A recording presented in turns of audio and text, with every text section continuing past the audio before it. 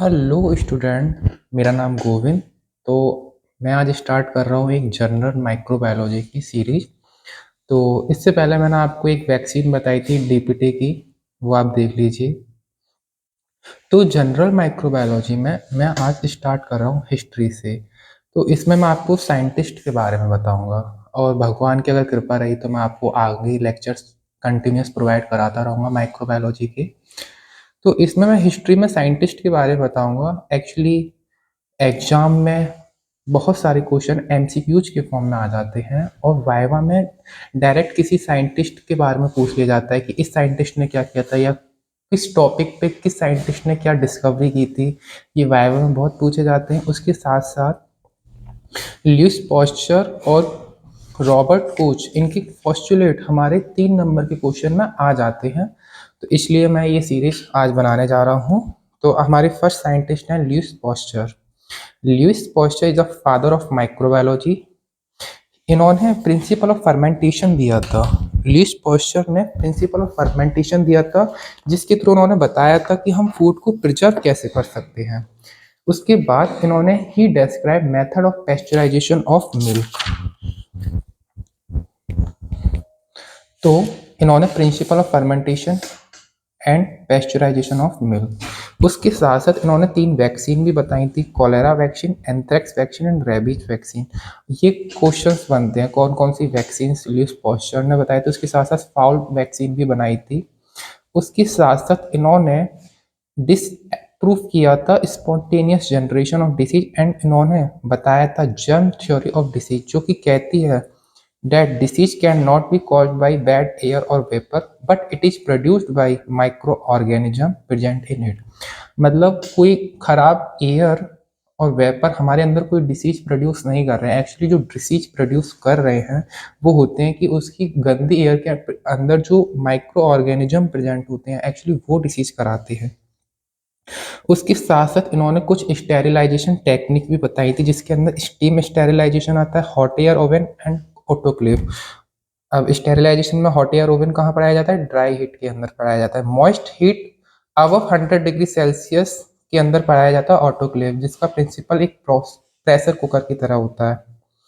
उसके साथ साथ इन्होंने लिक्विड मीडिया के बारे में बताया था। इन्होंने एक लिक्विड मीडिया बनाया, जिसमें उन्होंने क्या किया, लिक्विड मीडिया के अंदर एक न्यूट्रिएंट ब्रोथ बनाया, जिसके अंदर माइक्रो ऑर्गेनिज्म को ग्रो किया। तो हम लीस्ट पॉस्चर के बारे में क्या क्या चीज़ें याद रखेंगे? फर्स्ट चीज, इन्होंने principle of fermentation, sterilization technique, pasteurization of milk and germ theory of disease, इतना हम याद रखेंगे। सेकंड साइंटिस्ट हैं वो हमारे रॉबर्ट कोच। लीस्ट पेस्चर हमारे फादर ऑफ माइक्रोबायोलॉजी, लेकिन जब पूछा जाए फादर ऑफ मॉडर्न माइक्रोबायोलॉजी तो उसमें आ जाते हैं रॉबर्ट कोच। ल्यूइस पॉस्चर ने हमारा लिक्विड मीडिया बनाया था। इन्होंने रॉबर्ट कोच ने सॉलिड मीडिया बनाया फॉर कल्चर ऑफ बैक्टीरिया। इन्होंने एक मेथड निकाला था कि हम किस तरीके से आइसोलेट कर सकते हैं बैक्टीरिया को इन अ प्योर कल्चर। इन्होंने एक मोटिलिटी पता करने के लिए एक मेथड भी निकाला था, जिससे हम बोलते हैं हैंगिंग ड्रॉप मेथड। तो सॉलिड मीडिया, उसके बाद इन्होंने isolation of bacteria in a pure culture, hanging drop method for testing motility. और इन्होंने रॉबर्ट कोच ने कुछ हमारे बैक्टीरिया को भी डिस्कवर किया था, जिसमें हमारा एक तो टीबी का ट्यूबरकुलर बैसिलाई, जिसे हम कोच बैसिलाई भी बोलते हैं। उसके साथ साथ एंथ्रेक्स बैसिलाई, कोलेरा बैसिलाई, ये हमारे एमसीक्यूज क्वेश्चन बन सकते हैं कि कोच बैसिलाई किसे कहते हैं। उसके साथ साथ इन्होंने कुछ स्टैनिंग टेक्निक भी दी थी, जिसमें उन्होंने एक डाई का यूज किया था, जिसका नाम है एनिलीन डाई। याद रखना, एनिलीन डाई रॉबर्ट कोच के द्वारा यूज की गई थी। उसके साथ साथ वाइवा में वो इतने बार पूछा जाएगा, कोच पोस्टुलेट हमारे एक दो तीन या 2 या 3 नंबर में भी आ सकता है कि कोच पोस्टुलेट क्या होते हैं। बहुत सिंपल है, बस इन्होंने क्या किया कि घूमा फिरी कर दिए, इसमें उसमें फिर उसमें इसमें। इन्होंने कहा कि ये एक पर्सन है, ये कोई ऑर्गेनिज्म है, ये इसके अंदर, और ये एक कल्चर है। 3 चीजें हैं, इन्होंने इसी पे ही खेल दिया है। इन्होंने कहा कि constant association of organism with a disease, ये कोई ऑर्गेनिज्म है, ये इस पर्सन के अंदर एक पर्टिकुलर डिसीज कर रहा है। ये नहीं कि प्लाज्मोडियम हो गया तो उसने आज मलेरिया कॉज कर दिया, कल उसने डेंगू के सिम्टम्स आने लगे, परसों उसके अंदर टीबी के सिम्टम्स आने लगे। नो, अगर प्लाज्मोडियम है तो वो सिर्फ मलेरिया के ही सिम्टम्स लाएगा। तो constant association of positive organism with a disease. Second point, अगर ये प्लाज्मोडियम इसने पर्सन के अंदर मलेरिया कर दिया तो isolation in culture media is possible from lesion of disease. इस ऑर्गेनिज्म ने इस पर्सन के अंदर जो लीजन किया है वहां से हम इस ऑर्गेनिज्म को आइसोलेट कर सकते हैं कल्चर प्लेट में। Third postulate, same disease must be result when the isolated microorganism is inoculated into a suitable laboratory animal। अब मान लो हमने एक टेस्ट एनिमल ले लिया इसको, अब हमने यहाँ से वो जो ग्रो किया था बैक्टीरिया उसको इसके अंदर डाला एक्सपेरिमेंटल एलिमेंट के अंदर, एनिमल के अंदर, तो वो सेम डिसीज होगी जो हमारे पहले जहाँ से हमने पहले बैक्टीरिया लिया था या माइक्रो ऑर्गेनिज्म लिया था। और फोर्थ कहता है अब इसके अंदर दोबारा डिसीज करा दी है हमारा टेस्ट एनिमल है कि अब हम इसमें से रीआइसोलेट भी कर सकते हैं। It should be possible to reisolate the organism in the pure culture from the lesion produce in the experimental animal. तो एक बार रिवीजन करते हैं कुछ पोस्टुलेट का कि ये जो कोई भी माइक्रो ऑर्गेनिज्म है ये कांस्टेंट डिसीज कॉज करेगा एक पर्सन के अंदर, इसके अंदर एक लीजन कॉज करेगा, एक कांस्टेंट डिजीज कॉज करेगा। उस लीजन में से हम माइक्रो ऑर्गेनिज्म को दूसरा पोस्टुलेट कहता है कि हम इसे कल्चर भी कर सकते हैं। फिर उसके बाद थर्ड पोस्टुलेट कहता है अगर हमने इसको एक्सपेरिमेंटल एनिमल ले लिया तो जब हम कल्चर में से माइक्रो ऑर्गेनिज्म निकाल के इस एक्सपेरिमेंटल एनिमल के अंदर डालते हैं तो सेम डिसीज कॉज करेगा। उसके बाद हम रीआइसोलेट भी कर सकते हैं दोबारा कल्चर में, लेकिन कुछ एक्सेप्शन है कुछ पोस्टुलेट के, कुछ बैक्टीरिया इसको फॉलो नहीं करते हैं।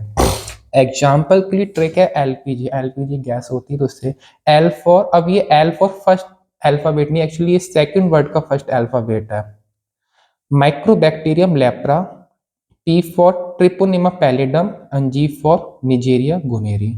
तो ये हमारा रॉबर्ट। इसी के साथ साथ कोच पोस्टुलेट के साथ साथ एक कोच फिनोमिना भी आता है। कोच फिनोमिना क्या कहता है कि गूनिया पिग है, गूनिया पिग है उसके अंदर एक बीमारी है वो इन्फेक्टेड विद ट्यूबरकल बैसिलाई, और हमने क्या किया वो अब बीमार है ट्यूबरकल बैसिलाई उसके अंदर पाया जा रहा है, हमने क्या किया बाहर से उसके अंदर ट्यूबरकल बैसिलाई डाल दिया या उसकी प्रोटीन कुछ एंटीजन डाल दिए तो उसके अंदर एक हाइपर सेंसिटिविटी रिएक्शन देखने को मिली। तो guinea pig already infected with tubercle bacilli develop a hypersensitivity reaction when injected with tubercle bacilli और इट्स प्रोटीन। क्यों हुआ? ट्यूबरकल बैसिलाई था, बॉडी ने उसके अगेंस्ट एंटीबॉडी बनाई होंगी, हमने दोबारा से प्रोटीन डाल दी या उसकी ट्यूबरकल वैसे तो बॉडी में एक एंटीजन एंटीबॉडी रिएक्शन हुआ बॉडी में और एक हाइपर सेंसिटिविटी रिएक्शन जनरेट हुआ। हमारे दो साइंटिस्ट फिनिश हो गए। थर्ड साइंटिस्ट है हमारे पॉल एलरिच, ये फादर ऑफ कीमोथेरेपी है। अब तक हमने father of microbiology Louis Pasteur, father of modern microbiology Robert Koch, father of chemotherapy Paul Ehrlich. ये भी बहुत कमाल के साइंटिस्ट है, इन्होंने कीमोथेरेपी दी। अब ये कीमोथेरेपी दी कैसे, वो हम लास्ट पॉइंट है तो मैं पहले ही एक्सप्लेन कर देता हूँ। एक्चुअली हुआ क्या, एक पेशेंट था सिफिलिस का जिसके अंदर सिफिलिस था, उसको उन्होंने आर्सेनिकल कंपाउंड दिया जिसका नाम था साल्वर्सन, जिससे वो ठीक हो गया। और इस बैक्टीरिया का, तो ये कीमोथेरेपी एक केमिकल है तो ये कीमोथेरेपी से ये पेशेंट ठीक हो गया और इस बैक्टीरिया का नाम रखा एलरिचिया। उसके साथ साथ इन्होंने acid fast nature of tubercle bacilli, मतलब बताया कि जो टीबी का बैसिलाई है वो एसिड फास्ट नेचर का, उसे हम एसिड फास्ट स्टेनिंग करेंगे। उसके साथ साथ सेकंड है इन्होंने एक एंटीजन नहीं sorry toxin anti toxin interaction दिखाया जिसको इन्होंने एलरिच फिनोमेना कहा कि मतलब इन्होंने बताया कि अगर कोई माइक्रो ऑर्गेनिज्म हमारी बॉडी में जाकर टॉक्सिन प्रोड्यूस कर रहा है तो हमारी बॉडी उसके लिए एंटी टॉक्सिन भी बना सकती है। ये किस, ऐसा कोई बैक्टीरिया बता सकते हैं जिसमें टॉक्सिन एंटी टॉक्सिन देखने को मिलता है? डिप्थीरिया। इसीलिए मैंने लास्ट वीडियो में बताया भी था कि डिप्थीरिया की जो वैक्सीन देते हैं उसमें हम टॉक्सॉइड देते हैं as a vaccine. Third point कहता है he develop technique to stain the tissue and blood cells. इन्होंने एसिड फास्ट स्टेन दिया, उसके साथ साथ उन्होंने बताया कि हम एक लाइव टिश्यू को ब्लड सेल्स को भी कैसे स्टेन कर सकते हैं। उसके fourth point he propose the side theory for antibody production. उन्होंने बताया कि हमारी बॉडी में एंटीबॉडी प्रोड्यूस होती है किसी माइक्रो ऑर्गेनिज्म के अगेंस्ट उन्होंने एंटीबॉडी प्रोडक्शन के लिए भी थ्योरी दी थी। हमारे पॉल एलरिच के बारे में इतने ही पॉइंट है। Father of chemotherapy, acid fast staining के बारे में उन्होंने बताया। उसके बाद टॉक्सिन एंटी टॉक्सिन इंटरेक्शन बताया जिनको इन्होंने एलरिच फिनोमेना बताया। उसके बाद इन्होंने थ्योरी फॉर एंटीबॉडी प्रोडक्शन बताया और उन्होंने कीमोथेरेपी साल्वर्शन कंपाउंड के थ्रू सिफिलिस को ट्रीटमेंट के लिए बताई थी। उसके बाद फोर्थ साइंटिस्ट है हमारे एंटोन फिलिप वैन ल्यूवेनहॉक। तो एंटन वॉन ल्यूवेनहॉक, यार एवरीवन नोज ही the father of simple microscope. इन्होंने सिंपल माइक्रोस्कोप डिस्कवर किया था। अब सिंपल माइक्रोस्कोप के साथ साथ याद करो इलेक्ट्रॉन माइक्रोस्कोप किसने डिस्कवर किया था? अर्न्स्ट रुस्का। 6.6 साइंटिस्ट हैं एडवर्ड जेनर, जिन्होंने फर्स्ट वैक्सीन दी थी इन द वर्ल्ड। तो याद रखना पहली वैक्सीन वर्ल्ड में किसने बनाई थी? Edward Jenner. उन्होंने स्मॉल पॉक्स की वैक्सीन बनाई थी यूजिंग काउ पॉक्स। 7 साइंटिस्ट हैं जोसेफ लिस्टर। इन्होंने एंटीसेप्टिक सर्जरी, मतलब अभी तक जो इससे पहले जो इनसे पहले जो सर्जरी हो रही थी वहां पे कोई एंटीसेप्टिक ली नहीं जा रही थी, कोई कंपाउंड ही नहीं उन लोगों को पता था कि किसके थ्रू हम एंटीसेप्सिस कर सकते हैं। लेकिन उन्होंने पहला कंपाउंड बताया था कार्बोलिक एसिड। इन्होंने कार्बोलिक एसिड को यूज किया था during surgery as a antiseptic. तो father of antiseptic Joseph Lister. And 3 छोटे छोटे साइंटिस्ट और हैं। अब एवरीवन नो ग्राम स्टेनिंग, तो कुछ ग्राम नाम में ही दी होगी, तो उनका फुल नेम था हैंस क्रिश्चियन ग्राम। यार 12th में ही हम लोग पढ़ते हैं कि पेनिसिलिन किसने डिस्कवर की थी? Alexander Fleming. और पीसीआर को किसने डेवलप किया था? Kary B Mullis. उसके साथ साथ डीएनए सीक्वेंसिंग किसने की थी? ये भी हम 12th क्लास में पढ़ते हैं, Walter Gilbert and Frederick Sanger. तो यही हम इस वीडियो को समाप्त करते हैं। Thank you for watching. Please like and subscribe. आपकी लाइक एंड सब्सक्राइब से ही मुझे मोटिवेशन मिलेगा और मैं आगे और सारी वीडियोज बनाऊंगा। Thank you.